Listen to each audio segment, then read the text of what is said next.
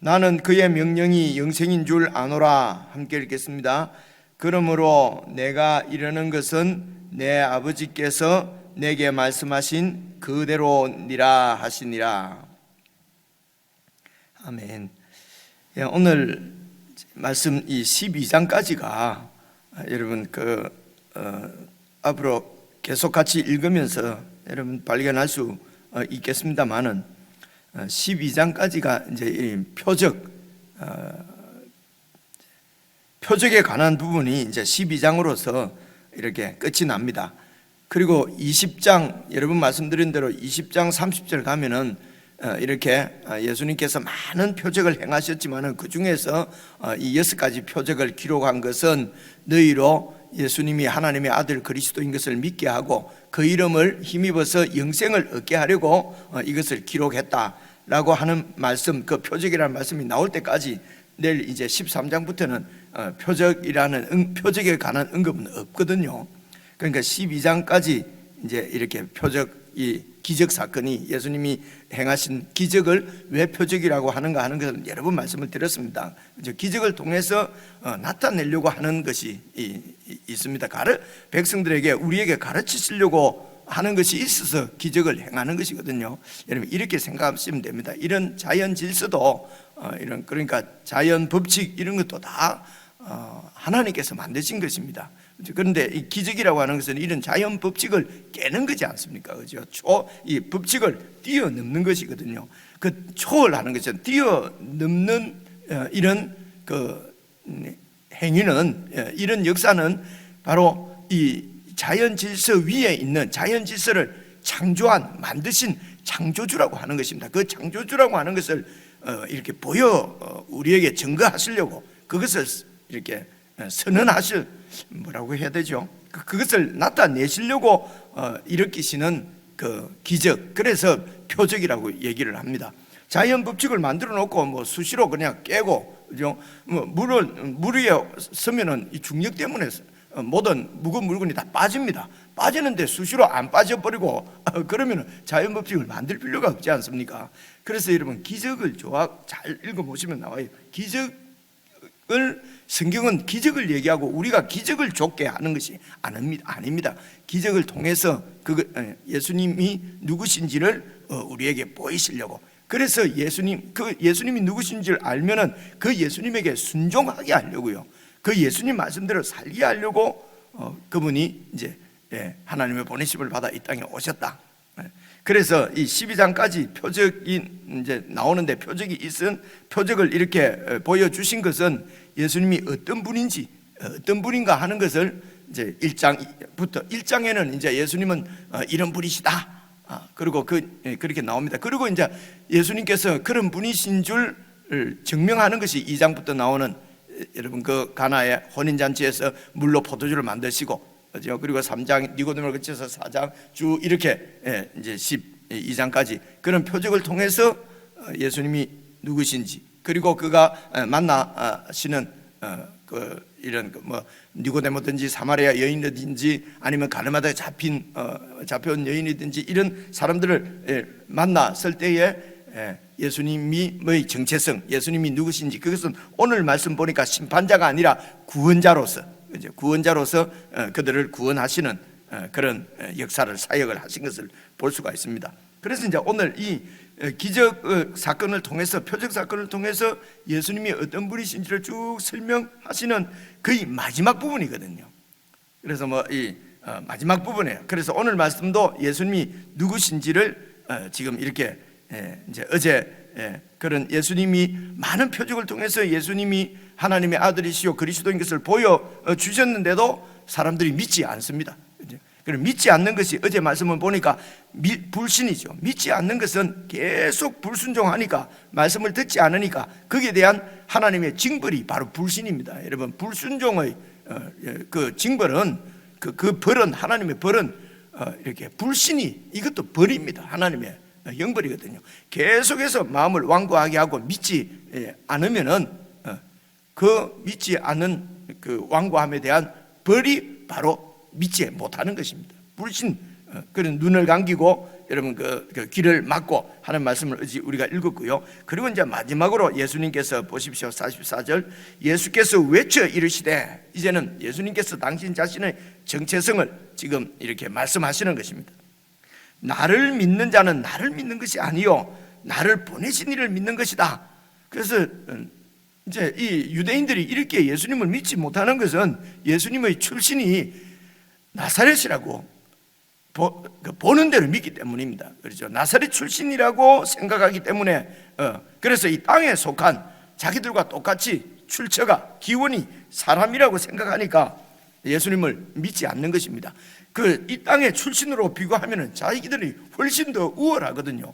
내가 이렇게 이런 우월을 한 내가 저 열등한 예수를 믿고 따를 필요가 없는 것이죠. 정말 교만이죠. 그런데 예수님께서 말씀하신 것은 나를 믿는 자는 나를 보내신 하나님을 믿는, 그 유대인들은 하나님을 1000년 동안 철저하게 믿어온 사람들이 유대인이지 않습니까?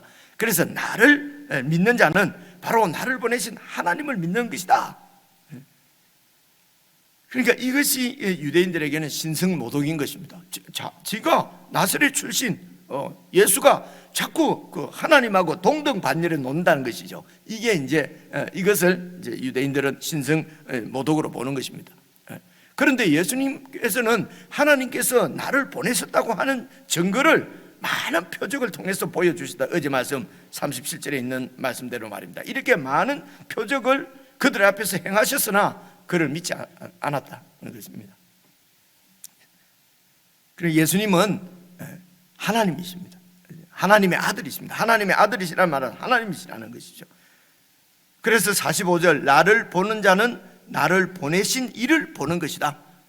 빌립이 아버지를 보여주십시오 했을 때 네가 나하고 이렇게 오래 있으면서도 그런 소리를 하느냐. 나를 본 자는 하나님을 본 자다.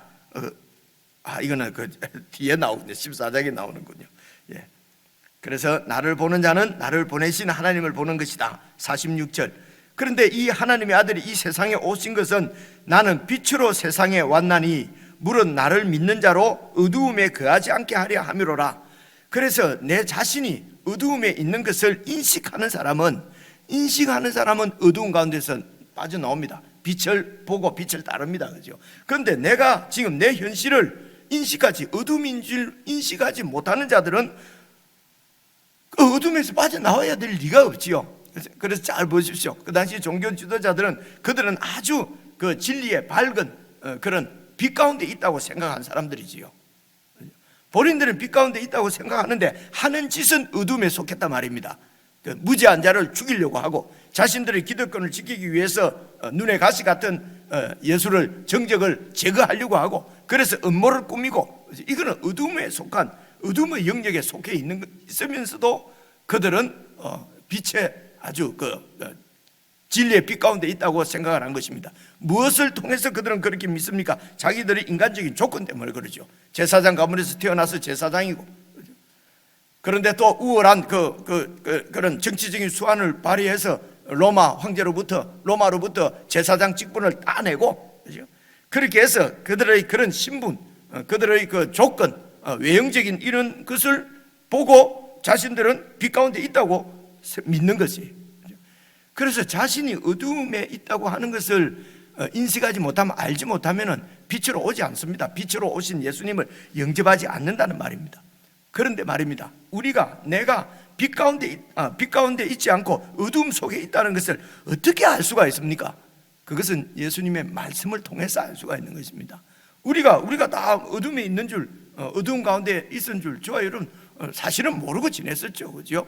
우리가 죄인이라고 하는 것, 제가 참 오래된 얘기입니다만 처음 교회를 갔는데 자꾸 내보고 죄인이라고 그래서 예수님이 내 죄 때문에 죽었다 그래서 내가 그 동네 교회 갔기 때문에 그 교회 다니는 애들 다 알아요.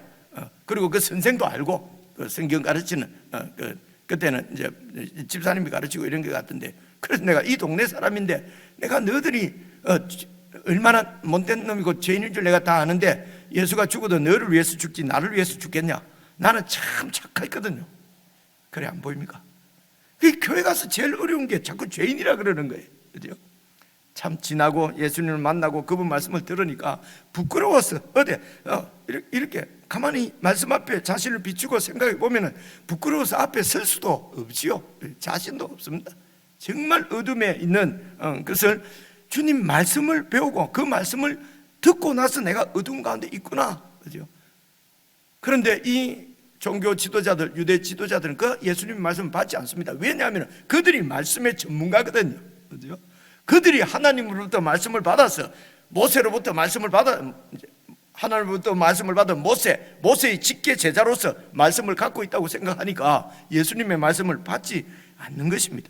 그러나 그들은 그 말씀대로 율법대로 살지를 않았어요. 율법대로 지키지 않았어요. 율법을 가지고 이용해서 자신들의 자리만 지켜왔던 것입니다. 이제 선생 노릇만 한 것이죠. 지도자 노릇만 한 것입니다.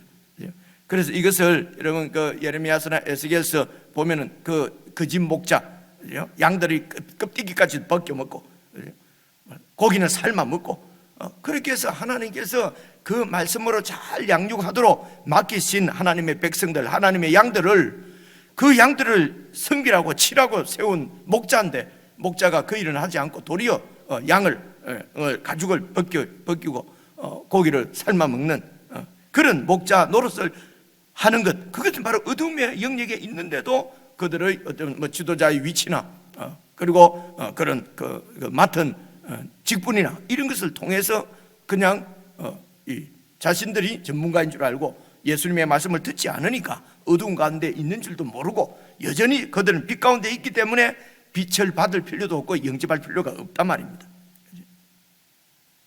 그런데 예수님께서 하나님의 아들이 이 세상에 오신 것은 빛으로 오셨는데 어제 말씀대로 그 빛은 바로 우리의 눈을 밝혀주는, 우리가 어디에서 와서 무엇 때문에 살며 어디로 가고 무엇을 위해서 살아야 될 것인지 그런 참된 목표와 목적, 소망 이 없이 그냥 싸우고 경쟁하고 막 다투면서 그저 내가 취하려고 취해놓고 보니까 올라가 놓고 보니까 또 그게 뭐 무슨 참 만족을 주는 것도 아니고 말입니다. 그렇죠?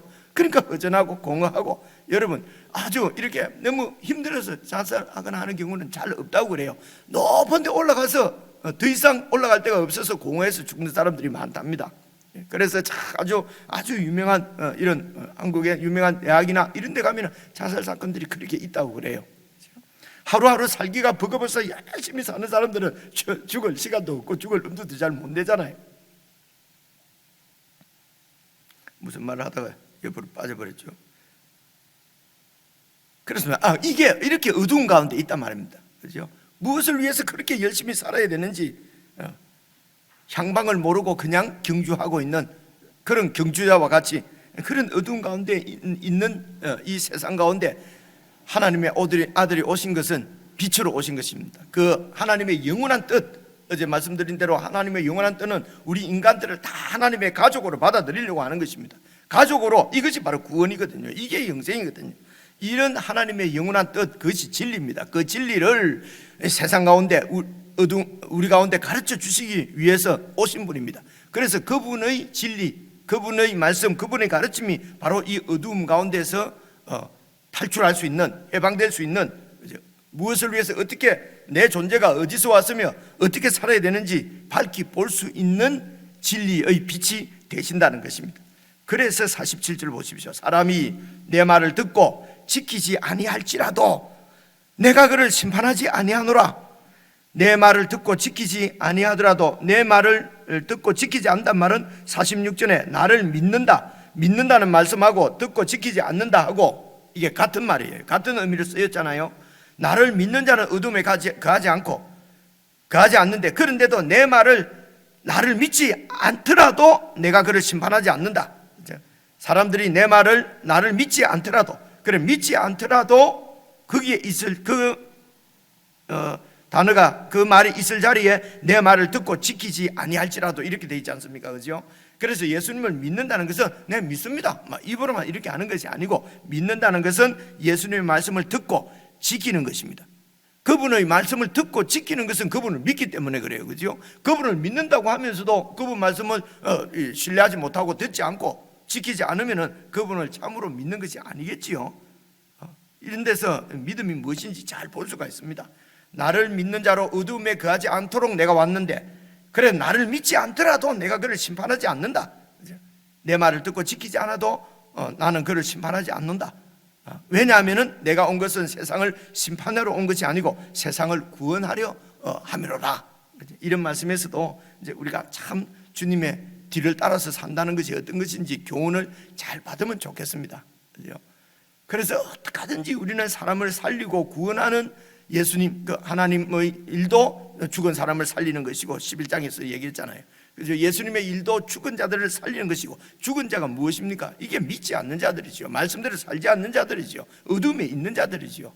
그들을 살리러 오신 분이라고 그랬습니다. 그분의 제자 공동체인 교회도 사실은 사람을 살리는 자지 죽이는 자가 아니거든요. 심판하는 자가 아니거든요. 우리 주님도 심판하지 않는다는데, 그죠? 우리가 심판하고 우리가 나누고 저들은 안 된다 그러고 삭수가 없다 그러고, 그죠? 제외시키고 소외시키고 분리시키고 하는 것은, 이것은 예수님의 그 진리의 빛의 일이 아니죠. 빛에 가는 것이 사실은 아니거든요. 그죠? 예수님도 그래서 그러면은 뭐 안 믿어도 뭐 순종하지 않아도 막 그대로 내버려 둔다는 것인가? 그렇습니다. 여러분, 그 자체가 심판이기 때문에 그렇습니다. 이게 요한복음 3장 17절에 나오잖아요. 하나님이 그 아들을 보내신 것은 세상을 심판하려 함이 아니요 구원하러 보내셨다. 근데 믿지 않는 자는, 믿는 자는 그 어두운 가운데서 구원을 받아서 구원받은 자로 영생을 얻은 하나님의 자녀로 사는 것이고, 믿지 않는 자는 여전히 어두운 가운데 있는 것이, 그것이 심판이다. 그죠? 이렇게 되어 있지 않습니까? 그죠? 그래서 믿지 않는 가운데 있는 자체가 이미 하나님의 심판 가운데 있습니다.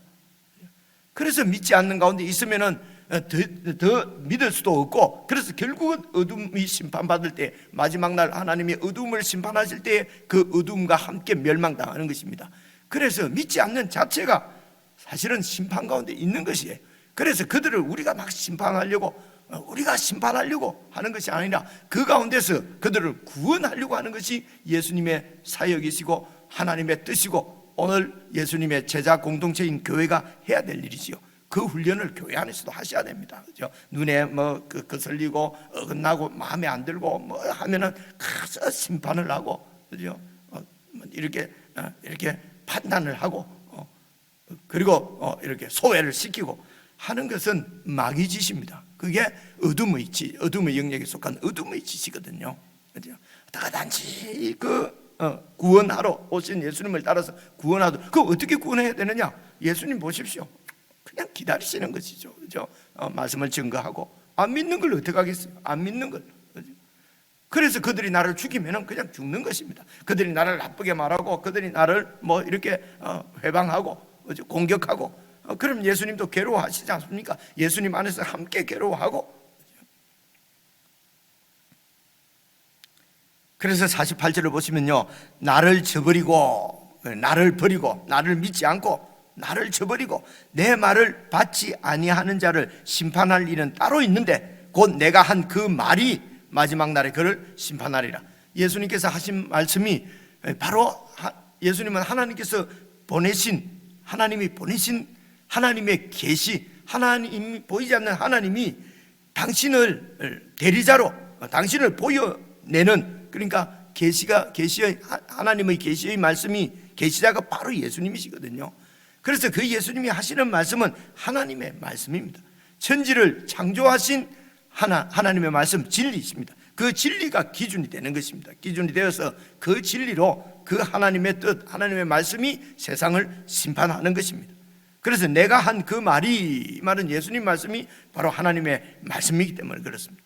마지막 날에 그를 심판하리라. 왜냐? 49절 나오잖아요. 내가 자의로 말한 것이 아니요 나를 보내신 아버지께서 내가 말할 것과 이럴 것을 친히 명령하여 주셨으니, 50절 보십시오. 나는 그의 명령, 하나님의 명령이 영생인 줄 아노라. 하나님의 명령이 바로 예수님의 말씀입니다. 예수님께서 그분의 그 탄생과 그분의 사역과 그분의 죽으심과 그분의 부활과 그분의 가르침을 통해서 보여주신 하나님의 명령이 바로 영생인 것입니다. 그러므로 내가 이르는 것은 내 아버지께서 내게 말씀하신 그대로니라 하시니라. 그래서 이 세상을 지으신 분이 기준이지요. 창조하신 분이 기준입니다. 그분이 창조주시기 때문에, 그분이 이 세상의 모든 세상의 이런 근간 원천이시기 때문에 그분의 뜻이 영원한 진리고요. 그 진리가 기준인데, 그 하나님을 우리에게 보여주신 그 하나님의 뜻을 전해주시는, 이걸 계시한다고 말씀드렸잖아요. 그래서 계시자로 오신 분이 예수님이시고, 그래서 그분이 하신 말씀이 바로 하나님의 뜻, 진리의 말씀입니다. 그래서 예수님을 믿는다는 것은 그분 말씀을, 예수님을 믿기 때문에 그분 말씀을 믿고 받고 그 말씀대로 순종하는 것이 믿는 것입니다. 그래서 말씀을 통해서 예수님이 어떤 분인지 우리가 알게 되고요, 그 예수님을 보내신 하나님이 어떤 분인 줄 알게 되고요, 그리고 내가 그 말씀을 통해서 내가 어디에 있었는지, 어떤 존재인지 나를 알게 되고요, 그래서 어둠에 있는 것을 인식하고 그 예수님이 어떤 분인지 알았기 때문에 그분을 절대적으로 의존하고 의지하고 그렇게 사는 것입니다. 그 산다는 것은 바로 그분의 말씀이 영원한 진리인 줄 알고 말씀을 기준으로 해서 말씀대로 살아가는 것이죠. 이것을 오늘 영생이라고 말씀하지 않습니까? 이것이 영생입니다. 그래서 예수님을 믿는 것은 여러 번 말씀하지만은 성경을 덮어놓고 예수님을 믿는다는 것은 그 말이 맞지를 않습니다. 그렇죠? 오늘 성경 전체가 그 예수님을 증거하는 말씀이기 때문에 성경 전체가 예수님의 말씀입니다. 그래서 성경을 잘 살펴서 이 말씀에서 그 하나님의 뜻을 알고 예수님의 뜻을 알아서 그 뜻에 순종할 수 있도록 우리 자신을 이렇게 하나님 앞에 드리면, 기도하면 하나님의 영이, 성령께서, 여러분 구약 때는 성령이 특별한 사람에게만, 특별한 사역을 위해서만 임했는데, 신약에는 이 성령님이 예수 믿는 자에게 다 임하여 있습니다. 왜 그렇습니까? 말씀을 통해서 예수님이 어떤 분이신지 계속 우리에게 보여주시고, 그리고 그 예수님 말씀대로 순종할 수 있도록 우리를 돕고 인도하시는 분이 바로 성령님이십니다. 여러분 개인적으로 묵상하시면서 정말 이 예수님의 말씀이 우리의 삶의 절대 기준인 줄 우리가 꼭 깨닫고, 무슨 눈에 보이는 표적, 기적 이런 것이 아니라 또 눈에 보이는 대로 그렇게 살지 않고 주님의 말씀대로 생각하고 말씀대로 해석하고 말씀대로 그렇게 소망하고 살아가는 저와 여러분이 되었으면 좋겠습니다. 우리 개인적으로 한 10분 묵상하고 기도하도록 하겠습니다.